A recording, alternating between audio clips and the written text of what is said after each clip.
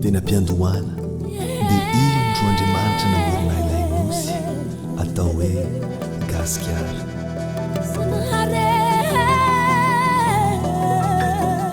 Tsara sady be voninahitra,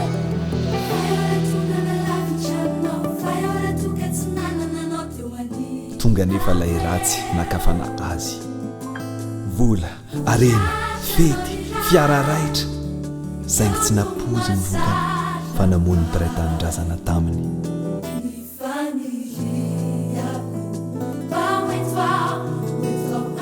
Tonga saina ihany izy dia hiverina nanao tsara, fantany hoe tsy mety ny nataony.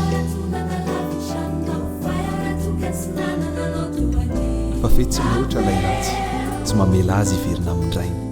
Ampirisiany hanariny maha-malagasy azy ary tambazany toerana, seza, laza dia faly ery izy.